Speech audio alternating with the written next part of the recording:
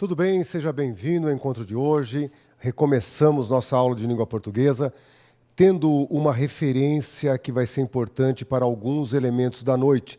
Nós vamos trabalhar hoje a parte que envolve pronomes pessoais, e haverá um momento importante que se relaciona com a regência. Então nós vamos ver que a regência continua abastecendo os capítulos. Capítulo da crase, de pronome pessoal, de voz passiva. Então nós vamos montar agora aquela sequência que se mantém atrelada à parte de regência. O domínio do verbo transitivo direto no português produz frutos imediatos. A partir do momento da competência da análise, há imediatamente um domínio indiretamente com a crase, com o pronome, com a voz passiva. Tá bem? Então, usar a lousa para iniciar os trabalhos de hoje. Nós vamos trabalhar os pronomes pessoais. Sempre lembrando que os pronomes pessoais têm aquela relação direta com as pessoas do discurso. A primeira pessoa, a segunda pessoa e a terceira pessoa. Sempre refletindo que essa é a marca ímpar de cada idioma que estudarmos e a primeira grande lição. Vou estudar qualquer idioma, tem que saber como o sistema de pessoas funciona. A primeira pessoa singular é o eu, é o falante, é quem escreve. E mais ou menos em quase todas as línguas que conhecemos, há essa uniformidade. Ele se marca de uma maneira completamente ímpar em relação a todas as outras pessoas. É uma pessoa insubstituível. É estranho que tudo que nós vamos ver aí tem um pouquinho de lição periférica, mas o eu é o único que não aceita a troca. Quando vamos para a segunda pessoa, a pessoa com quem falamos, a pessoa que lê, a segunda pessoa, a pessoa que ouve ou a pessoa que lê, tecnicamente o pronome pessoal é o pronome tu, tá bem? E o forma tu passa a ser, no Brasil, muito próximo de um regionalismo. Então, volta um instantinho comigo para a gente pensar assim. Professor, como que eu vou aprender o tu? Isso é um problema para mim, para você. Há uma dinâmica no português do Brasil em que o tu concorre com você. Ou melhor, o você concorre com o tu. O tu nasceu primeiro, mas o você vem ultrapassando o uso do tu. Então, você tem que aprender o tu e ter a aprendizagem do você do lado. Só que o você não é pronome pessoal. O você é um pronome de tratamento. E sendo um pronome de tratamento, ele não recai nas regras, no ordenamento, nas regras muito rígidas que encontraremos nos pronomes. O você vai ter uma liberdade de uso que um tu não vai ter. Vamos observar aqui. Num exemplo rápido, observem que você diz com tranquilidade que ele viu você. Mas jamais você diria ele viu tu. Isso seria um erro de construção na língua portuguesa. Então não é um uso automático, não é um uso em substituição a outro. No caso do tu, você poderia usar ele viu a ti ou ele te viu. Mas ele viu tu jamais caberia no português. Então, essa liberdade que você alcança faz com que o estudo seja menor, que a sua preocupação com ele seja menor. Agora, com o tu, ele vai cair nas rígidas regras de pronome pessoal. Por isso que agora eu tenho que entender essa pequena distinção que existe entre ser pronome pessoal ou outro tipo de palavra. Porque caindo na classificação pronome pessoal, você vai ter esse momento em que até duas formas são corretas, mas não aquela terceira. Ele viu tu, é erradíssimo na língua portuguesa. Tá bom? Então nós percebemos que existe uma briga entre o tu e o você, uma ocupação que ou entra um ou entra outro, e há fatos gramaticais muito distintos. Por isso que a gente tem que estar atento nesse momento.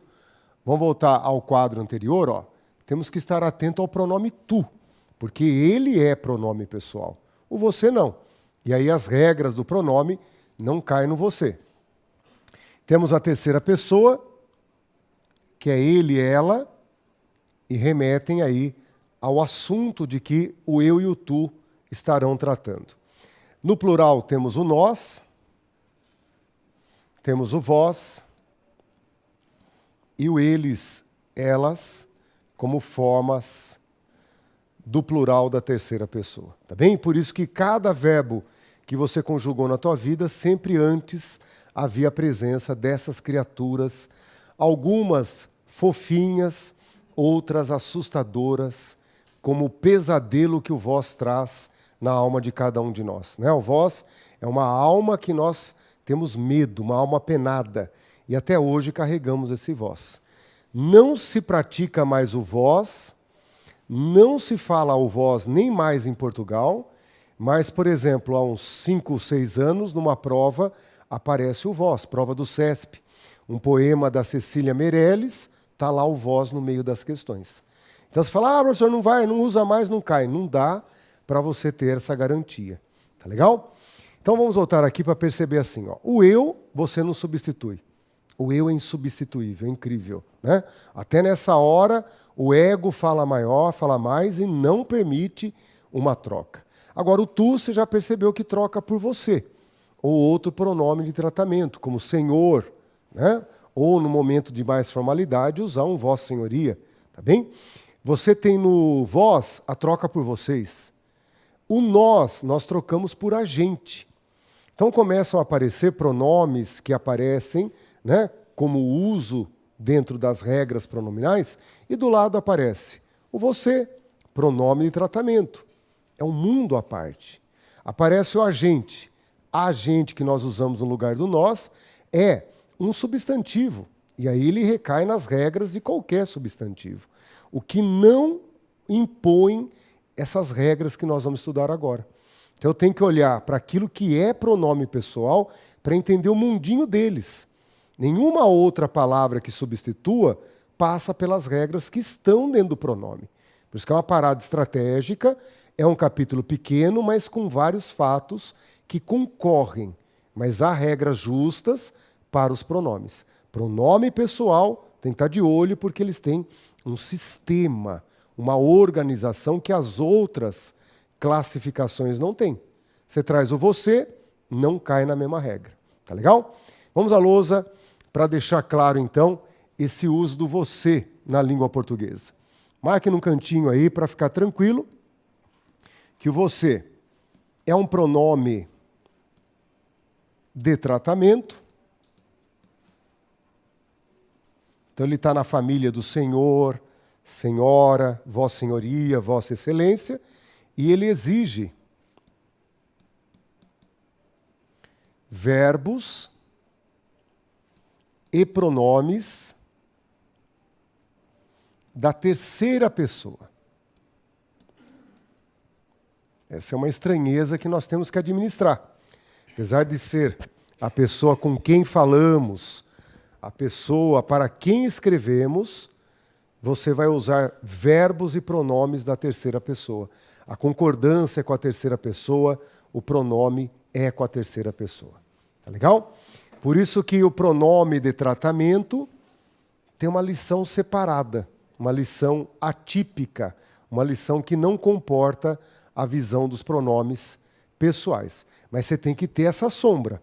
A sombra do você vai estar sempre dentro do mundo dos pronomes pessoais. Tá bem? O importante é a imposição da regra. Tudo que se usa com você sai da terceira pessoa. Verbos e pronomes da terceira pessoa. Tá bem? Vamos voltar então aqui para a gente criar agora aquela força para você lidar, né, com aquilo que é obrigatório em prova. Questão com pronome pessoal. Como que isto vai cair na prova? Então vamos montar essa tabelinha fundamental para a sua abordagem. Vamos lá. Pronomes pessoais.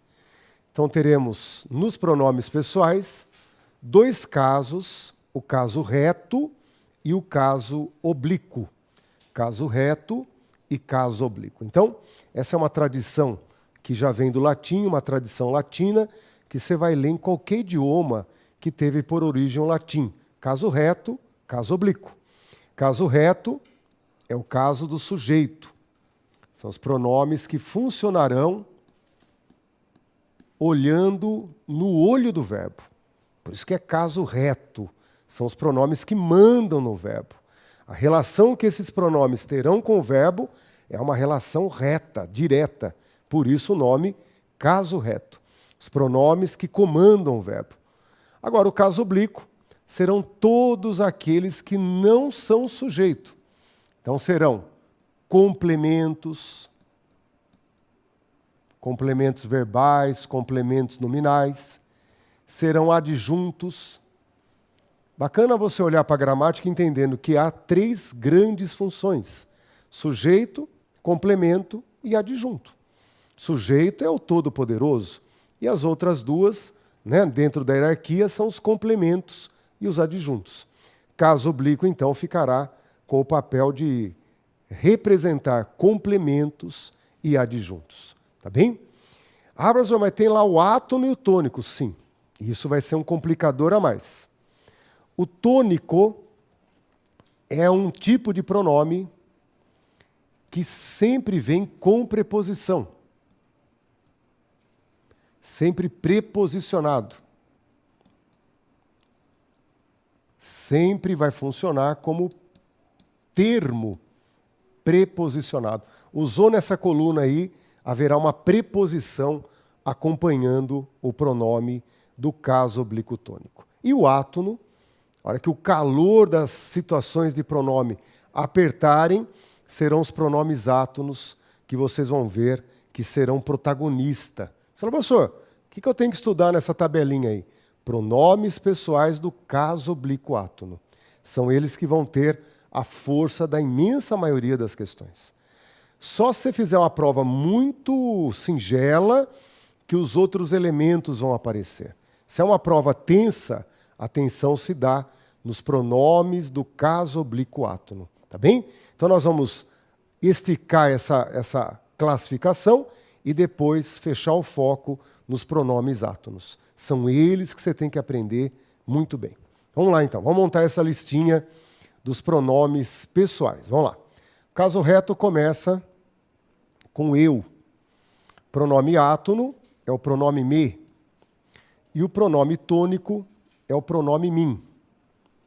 Tá bem? Então nós temos os 3 pronomes que representam cada um dos casos e, dependendo, do caso átono ou tônico, como que eles vão se manifestar na construção. Eu, me e mim. Procurem perceber que o mim, quando se juntar com a preposição com, forma o comigo. Tá bem? Então, comigo tem por origem o mim quando recebe a preposição com. É o com, preposição com, mais o mim. Tá legal? Daí vem a segunda pessoa, a pessoa com quem eu falo. É o tu, te e ti, que ao se juntar com a preposição com, na história do português formou o contigo. Terceira pessoa, ele, ela, pronome átono, pronome se, pronome tônico, pronome si, e daí, com a preposição com, o si se transforma em consigo. Tá legal? Sem nenhuma novidade, tudo tranquilo, até que chegamos aqui, na primeira pessoa do plural. É o nós, o nos, e aí, gente? Qual é o pronome do caso oblíquo tônico do nós? Percebam pela coluna ali do tônico, você tem o mim, o ti, o si, e a hora que chega no nós, qual seria o pronome? O nos é o átono. E o tônico? Ah, professor, vamos inventar um aqui. O nin, não dá. O ni, vamos inventar o pronome ni. Não tem. Então você tem o min, o ti, o si. Vamos voltar na lousa, ó. E a hora que você chega aqui, ocorre um primeiro vazio. Nós não temos um pronome do caso oblíquo tônico para o nós. Mesmo assim, temos a forma conosco. O que a gramática fez nessa hora, gente? Ela assimilou esse vazio, ou ela inventou uma peça para encaixar ali? O que vocês acham? Na história do português, como que esse vazio foi resolvido? E esse vazio do nós vai se repetir aqui, ó. O vós, vos, chega aqui, nada. E temos a forma convosco. Como que a gramática resolve essa hora? Se concentre nessa resolução, que ao mesmo tempo que você aprende uma coisa ruim, amarga, você se cura. É estranho, né? Às vezes o xarope fedido cura a pessoa, né? Eu lembro que meu pai, seguindo a tradição dos pais dele, fazia muito chá de produtos lá do mato. A minha avó, passando mal, que tomava muito remédio. João, vai lá no sítio e pega, não lembro os nomes, cara. Eu tinha medo de envenenar minha avó, né? Mas por ordem dela, eu ia trazendo aqueles matos lá que ela fervia e tomava. Então é uma tradição muito bonita, né? O meu pai fazia um xarope de uma fruta amarelinha, caxi, uma coisa assim, né? Cogumelo não. Cogumelo era o filho, não era o pai, né? Champignon, shiitake, né? Cogumelos comestíveis. Então a gente percebe o quê? Nesse exato momento, você vai tomar consciência de uma coisa que durante toda a vida ninguém falou, ninguém notou, você estava vivendo e estava vivendo feliz. É como se o professor falasse, ó, aprende uma coisa que você nunca viu na tua vida. Vem aqui comigo. Ó. É nessa hora que a gente vai aqui do lado começar a montar esses fatos gramaticais. Quando você usa nós estudamos, você tem uma oração, nessa oração há um sujeito, e aí temos um sujeito influenciando radicalmente no verbo. O verbo aparece na forma que está, por ordem do caso reto. É o nós funcionando como sujeito. Pronome pessoal do caso reto. Mas, se você construir ela gosta de, agora já não é mais o caso reto. Agora ali você vai colocar o complemento do verbo. Aí já entra o caso oblíquo. O caso oblíquo. E como é um complemento com preposição, entra o caso oblíquo tônico. Então você diria, ela gosta de mim, ela gosta de ti, ela gosta de si, e a hora que chegarmos ali na primeira pessoa do plural, o que você colocaria tranquilamente nesse lugar? Ela gosta de nós. Você era tão feliz sem saber isso, mas notem que o de nós é aqui o objeto indireto do verbo. É o complemento verbal. Agora, as outras pessoas, percebam, gosta de mim, de ti, de si, de nós. Essa foi a forma que a língua portuguesa criou. O nós vai ficar no papel do caso reto e também emprestado no caso oblíquo tônico. Tá bem? Então, volta um instantinho comigo para aquela primeira sensação. A primeira sensação é de falar, professor, isso aí não vai dar certo. Fica aqui, fica lá, isso aí vai virar besteira. Não, fique tranquilo. Isso ajudou demais, porque é uma única forma servindo a duas funções. Perfeito. Sendo que as duas funções são inconfundíveis. Sujeito nunca vem preposicionado.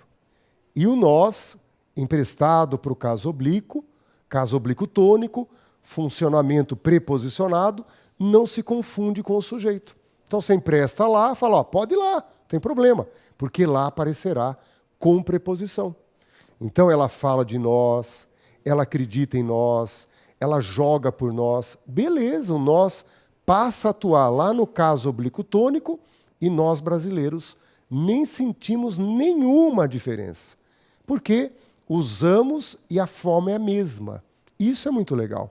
Uma única forma para mais de uma função. Para nós é excelente. Tá bem? Então, usa a lousa para perceber que o nós, no português, pode trabalhar tanto no caso reto como no caso oblíquo. É isso que eu tenho que perceber. Pode ser tanto o sujeito quanto o complemento de um verbo. Tá legal? Então, voltem na tabelinha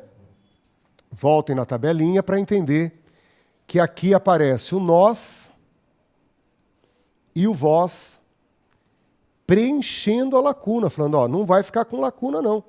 Vamos emprestar pronomes do caso reto lá para o caso oblíquo tônico, porém, sempre lembrando que ali estarão preposicionados. E o sistema da língua portuguesa se protege nessa hora. Pois essa turma de cá, caso reto, não funciona preposicionado. É a turma de lá, preposicionado. Então, o sistema está ok. Quando você vai para o plural, eles, elas, se, consigo. Esse é o seu primeiro contato com os pronomes pessoais. Tá bem? Primeira, segunda e terceira, pessoas do singular e do plural. Tranquilo? Vamos botar isso aí para funcionar? Vamos lá. Essa é a visão inicial que nós temos. Pegue então agora uma nova frase para nós analisarmos. Quando você disser eu me amo ou eu amo a mim, ambas as formas são corretas e aqui você usa o caso oblíquo átono e lá você usa o caso oblíquo tônico. Como o verbo é VTD, observem isso, ó.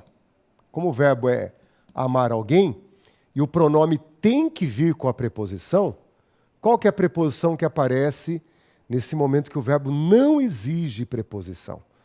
Ah, mas o pronome tem que vir com a preposição. Sacaram? Ó, se você usa um verbo como precisar, é precisar de. Então, precisam de mim. Se você usar o verbo optar, optaram por mim. O verbo está exigindo preposição. E daí a preposição aparece lá. Tá bem? Eles não acreditam em mim. É o verbo acreditar que rege. Mas o verbo amar não rege nenhuma preposição. Na hora que você vai usar o mim com o verbo amar, não pode ficar sem preposição. Qual que é a preposição que aparece? A preposição lá. Percebam que o verbo amar, então, não exige preposição, mas o pronome só pode ser usado com preposição. Tá legal? Por isso que nesse momento aqui, ó, notem que a preposição a foi o remédio que o português criou para esse momento que o verbo não exige preposição, mas o pronome sim. O pronome sim. Notem que nós vamos ter aqui, então, um objeto direto apelidado de preposicionado. Não é culpa do verbo. É o pronome que exige essa preposição. Tá legal? Mas sempre atento que você teria aí total controle no uso. O uso flui para nós, tanto faz. Eu me amo, eu amo a mim.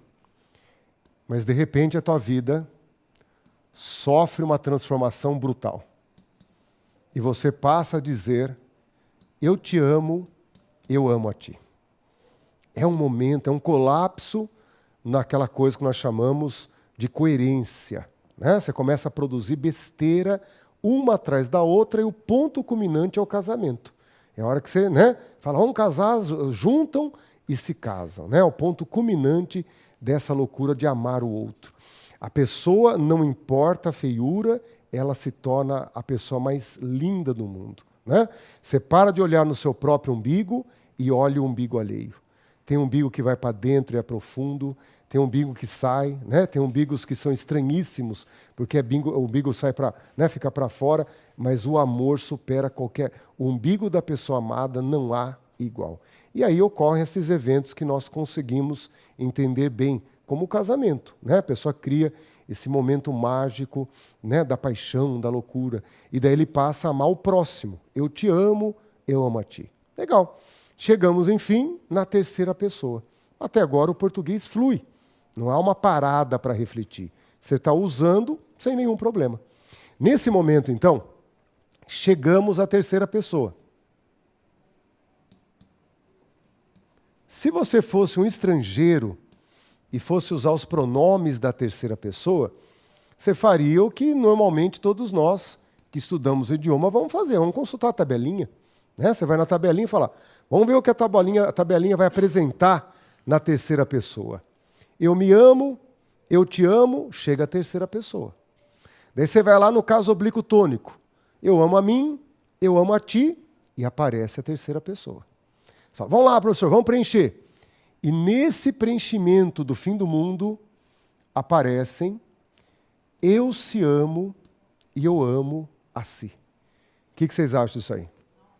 Olha lá, para nós, Isso aí é de uma agressividade mortífera, né?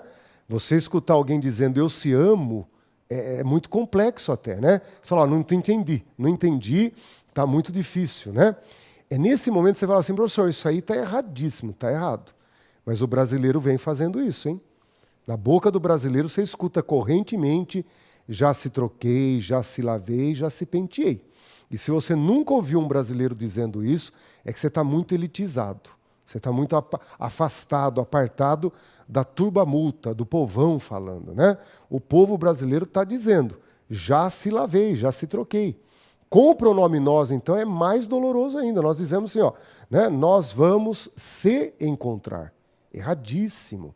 Ó, vamos se falando. Ah, isso é muito comum. Vocês nunca ouviram alguém falando assim? Vamos se falando? Nunca ouviram?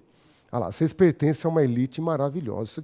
Isso que é baixo. Professor, eu nunca ouvi. Se você nunca ouviu, é que você não ouviu o povo brasileiro falando. O seu bisneto, o que hoje é um sinalzinho, né, que está ocorrendo, o seu bisneto já vai viver uma terra brasileira em que o pronome se será um pronome que vai engolir o me, que vai engolir o nos. Ele vai tomando esses espaços. Por isso que, em vez do brasileiro dizer, imagina assim, você se dá mal. Quando você se dá mal, usamos o verbo ferrar-se. Não é bem o verbo ferrar-se. Nós usamos um palavrão que eu não vou poder usar por questões, né, de moral e da boa família, manter um padrão. Mas vamos usar o verbo ferrar. Quando você se dá mal, o que você fala? Né, o que você diria? Você vai dizer me ferrei ou se ferrei? Ah lá, o brasileiro da gema vai dizer se ferrei e se ferramos. Se você disser nos ferramos, ele vai dizer, que frescura, está aí no meio da bagunça, do errado, e vai falar nos ferramos. O brasileiro padrão vai dizer se ferramos. Tudo errado, gente, tudo errado. Correto é dizer, então, né? Eu me lavei, nós vamos nos falando, tá bem? Imagine uma pessoa apaixonada na frente da outra, a outra se declara dizendo, nós se amamos. Eu juro, eu não sei se eu aguentaria conviver com uma pessoa que olha meus olhos e dia após dia, né, diz, nós se amamos. Eu acho que eu perderia um pouco do encanto, né? A pessoa tem que recompensar muito em outras coisas, porque a palavra ali vai criando um desamor. Tá bem? Então, sintam isso. O pronome se tem limites. O pronome se tem limites. Não dá para ir usando com qualquer pessoa. Tá legal? Mas o brasileiro, ele ultrapassa qualquer barreira, gente. É isso que a gente tem que acreditar no Brasil. Tá bom? O brasileiro atropela tudo. O brasileiro usa o pronome se com todas as pessoas.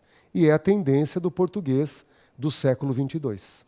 Então, nossos bisnetos vão estar usando esse português do pronome se para todas as pessoas. Tá bom? Diga lá. Eu se amo é a mesma coisa que eu falar eu amo ela. O amor está te fazendo mal. Dizer eu se amo é melhor parar de amar. Tá bem? É proporcional a dizer eu amo ela? Não. É mais complexo ainda. Os dois estão errados. Tá bem? Eu se amo está errado e eu amo ela. Eu amo. Nós vamos chegar agora. Você ia perguntar uma coisinha? Perfeito. O agente é uma forma que substitui o nós. Da mesma forma que o você substitui o tu. É que hoje, 2017, há um certo preconceito. O agente é popular, o nós representa um falar melhor. Mas daqui a 200 anos a gente volta a conversar. Você vai ver que o nós vai virando uma peça em extinção a cada dia que passa e o agente vai superando. Tá bem? Agora, na língua escrita, há uma predominância do nós. Professor, mas você falou... Só um segundinho. Pois não. O senhor disse que daqui a 200 anos vão falar errado mesmo? Não é errado, é a língua se transformando, não é errado. Não existe errado nesse momento. Quem usa vai dando novas formas. É que a gente tem aquela visão da norma culta. A hora que você aplica essa visão da norma culta para um concurso público é inadequado. Mas na rua, de repente, é adequado. Na interação entre amigos é muito adequado. Numa mesa de boteco, o se ferrei cai bem. O se ferrei cai bem, mas na nossa prova eu erraria. Eu me ferraria se eu usasse ali se ferrei. Então eu tenho que me adequar. Agora, o português que 200 milhões usam é um português dinâmico, não é o da norma culta. O da norma culta está lá paradinho, coitado, engessado. A norma culta ela se movimenta mais lenta que uma tartaruga. Então imagine as mudanças, né? E a língua é dinâmica como um rio. Então a velocidade é desproporcional. Tá bem? Diga lá. Nós vamos chegar agora no pronome ser. Vamos lá então. Pronome ser. Você já viu que aqui dizer eu se amo despedaça corações e idioma, né? Não podemos dizer eu amo a si, erradíssimo. Os outros pronomes funcionaram bem, mas na hora que chegamos na terceira, surge o primeiro grande problema dos pronomes pessoais. Pronome ser só se usa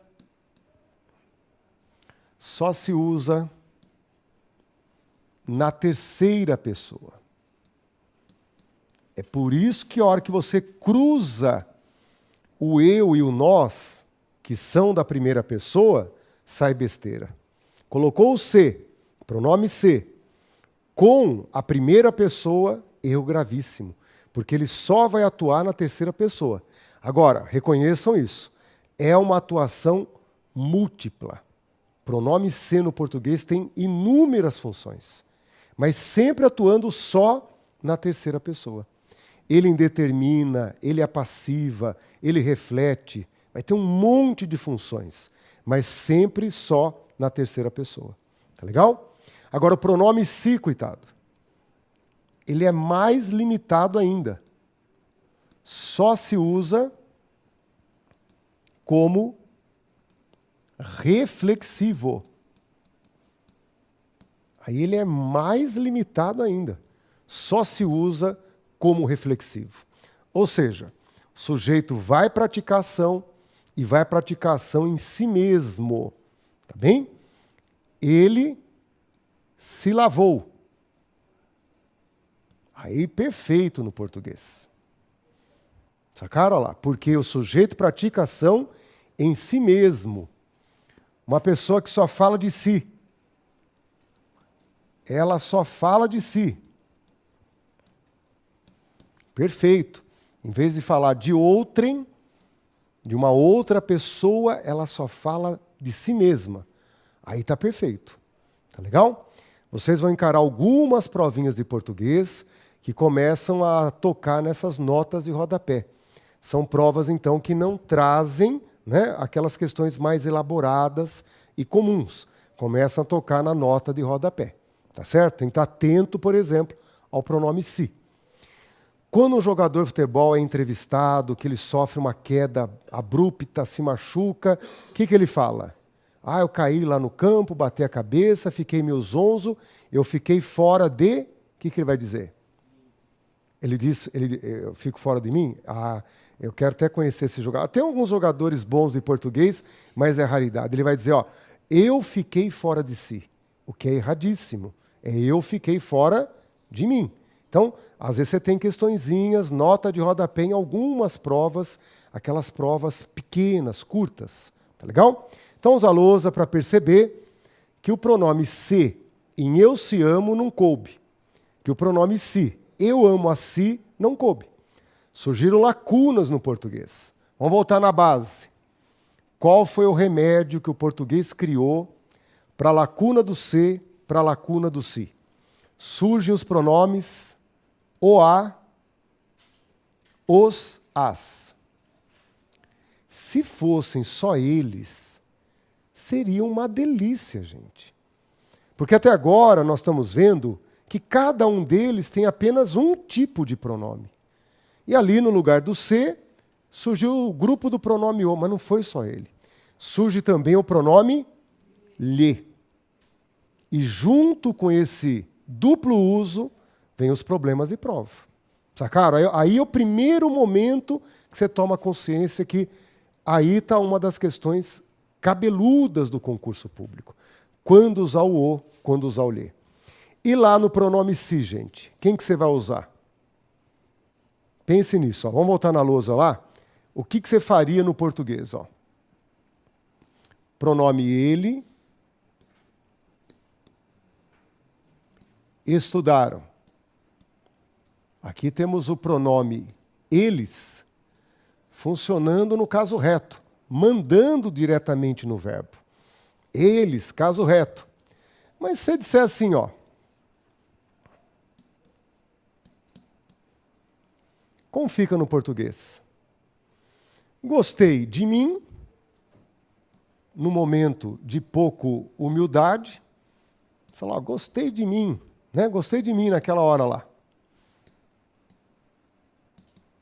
Se você gostou do tu, vai ficar gostei de ti. E se for na terceira pessoa, o que você usaria? Gostei dele, dela, deles, delas. Leiam isso com, né, a preposição de, aqui não tem que colocar a preposição de, mais o pronome ele, ela, eles, elas. É o caso reto sendo emprestado para o caso oblíquo. Sacaram lá? Pronome do caso reto sendo emprestado para o caso oblíquo. Você vai te dizer assim, ó. Acreditei em mim, acreditei em ti, acreditei nele, nela, neles, nela.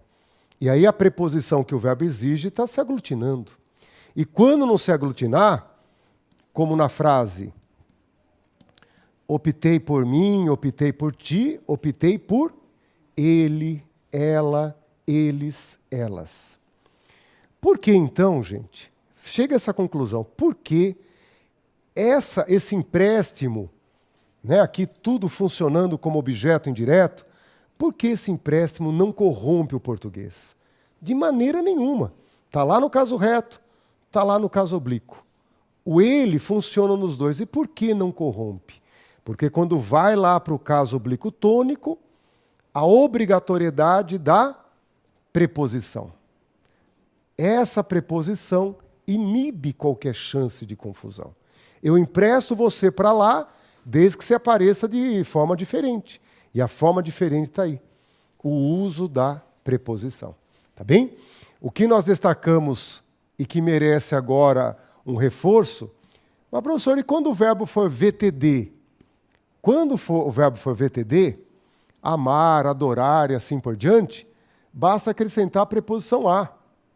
Então, amei a mim, amei a ti, amei a ele, amei a ela, amei a eles, amei a elas. Essa preposição não é o verbo que exige, mas é o funcionamento do pronome. É um pronome que nós estamos usando como objeto direto. E aqui, entenda, é o caso oblíquo tônico. E como todo caso oblíquo tônico, a presença da preposição se impõe. Como o verbo não exige, o nosso idioma padronizou ela, a discreta, pequena, porém furiosa preposição a. Tá bem? O verbo não exige, mas o tipo de pronome exigirá. E aí aparece a preposição a, que é a mais discreta, fazendo essa necessária construção para os pronomes tônicos. Então, os pronomes ele, ela, eles, elas funcionam como sujeito e também como complemento verbal. Tá bem? Por isso que esse objeto direto recebe o apelido de preposicionado, exatamente pelo tipo de pronome que você usa. Nesse momento, se pergunte, o brasileiro erra, mas erra por muito pouco. Qual que é o erro que o brasileiro faz nessa hora? O brasileiro fala, amei ele, amei ela. Sacaram que por um triz o brasileiro não acerta nesse momento, gente? Porque o resto funciona muito bem. Gostei dela, acreditei nela, optei por ela. É só nesse momento que o brasileiro fraqueja e não usa a preposição. E fala, amei ela, lavei ela, li ela, né? Vi ela, beijei ela e assim por diante. Para estar correto, bastaria inserir a preposição a. Tá bem? Então dizer, vi a ela, perfeito no português. Beijei a ela, ótimo no português. É esse o momento que você fala assim, ó, para acertar, faltou um pouquinho só. É uma pena que nessa hora o brasileiro falhou. Tá bem? E se você falar amei a, aí você já está... Aí nós estamos no átono. Agora diga para mim, o que é mais fácil? Dizer amei-a ou amei ela? Amei a ela? Amei a ela. Claro, para nós brasileiros dizer amei a ela é já na ponta da língua. Agora, amei-a, você nunca vai ouvir um brasileiro dizendo. Só se estiver muito abobalhado pelo romantismo da paixão para dizer amo-a. Né? O ameia dá até cacófato, né? Aquele som que está gerando duplo sentido. Então, nós não usamos os pronomes átonos.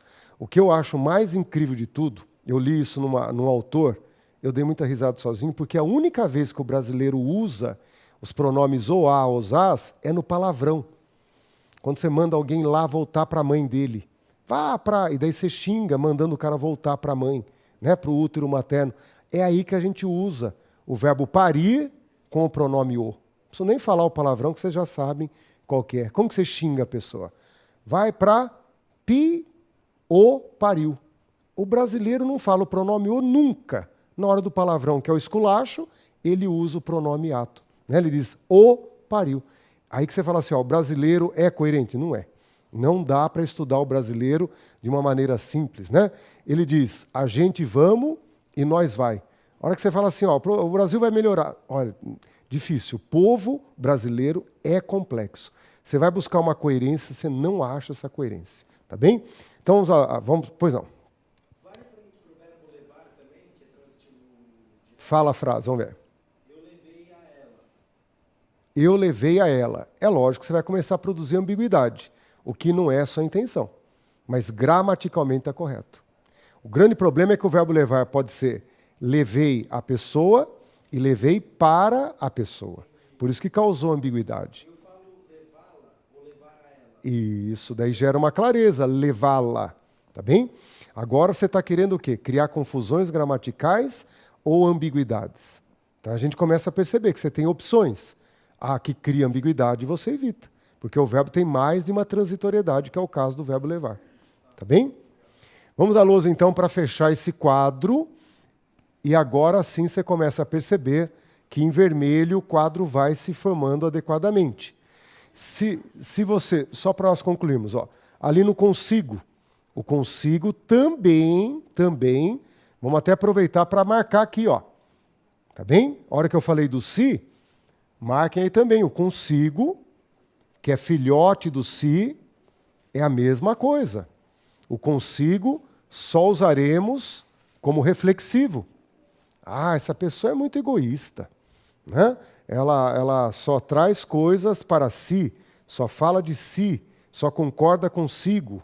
O consigo é sempre, portanto, reflexivo, sempre volta para o próprio sujeito à ação. Tá bem? Esse é o momento que você percebe de limite, de proibição, de regra que fecha o uso em vez de abrir. Por isso que é o perigo no concurso público. Provas pequenininhas vão se usar dessas regras, nota de rodapé. Tá legal? Então, vamos voltar para aquele quadro. Não, vamos voltar ali. É aí que começa a aula de hoje. Tá bem? Perfeita a sua dúvida. Voltem ali no consigo. Onde o consigo não for, quem que vai aparecer? Então aqui vai aparecer os pronomes. Ele, ela, eles e elas. Sem jamais esquecer desse detalhe. Sempre preposicionados. Você está emprestando lá para o caso oblíquo e lá vão aparecer preposicionados. No lugar do consigo, quando ele não puder ir, né? Falei com ele, falei com ela, o ele e ela vão para lá também.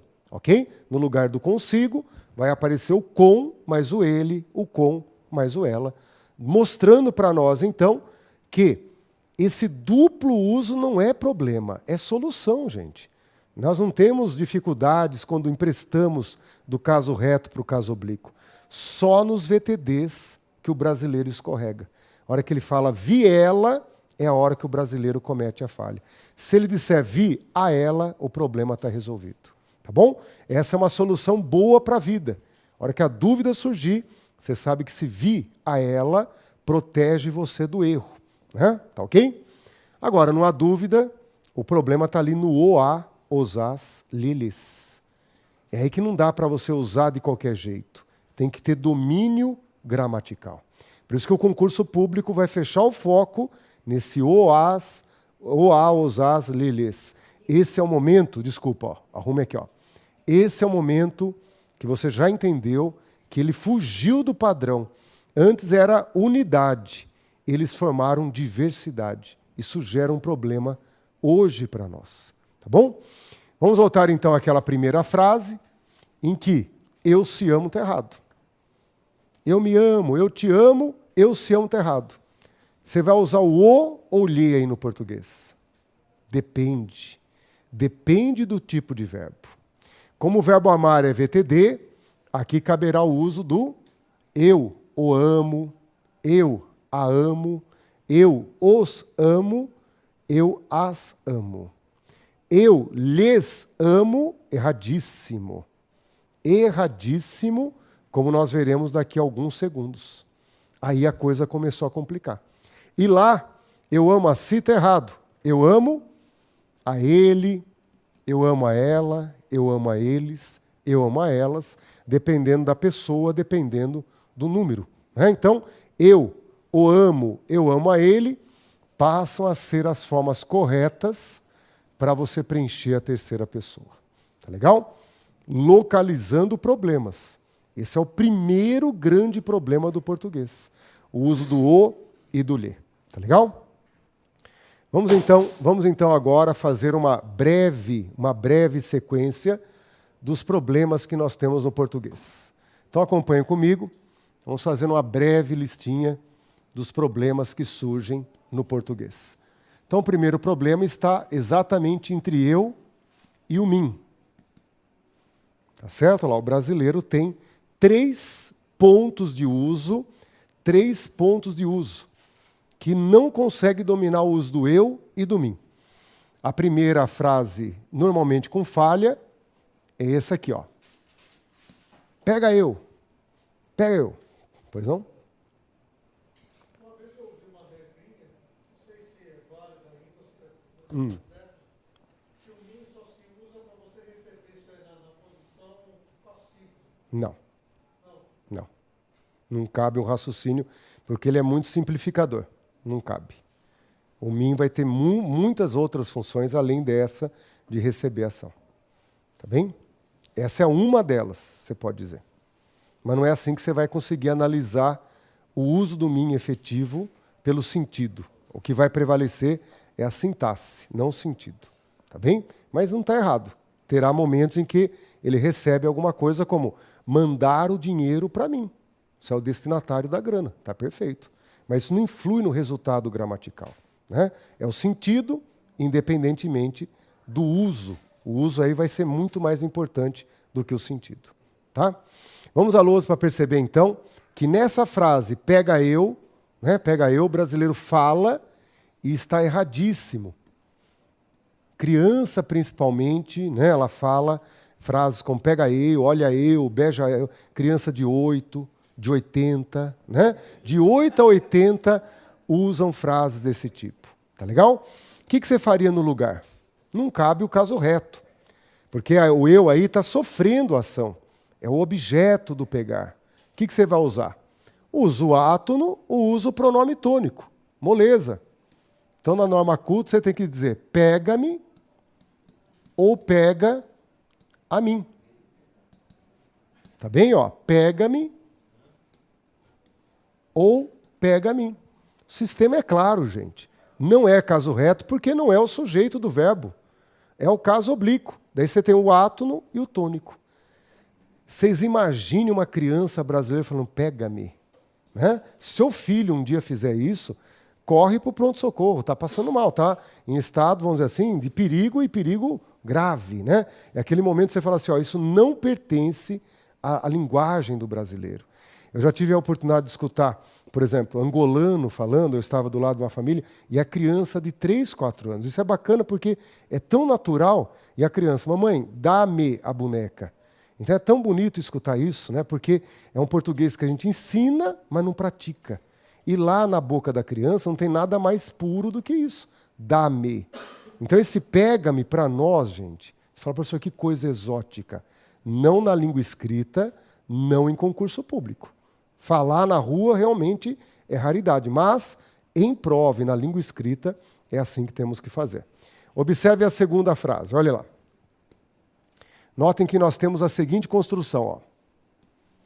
Para que eu estude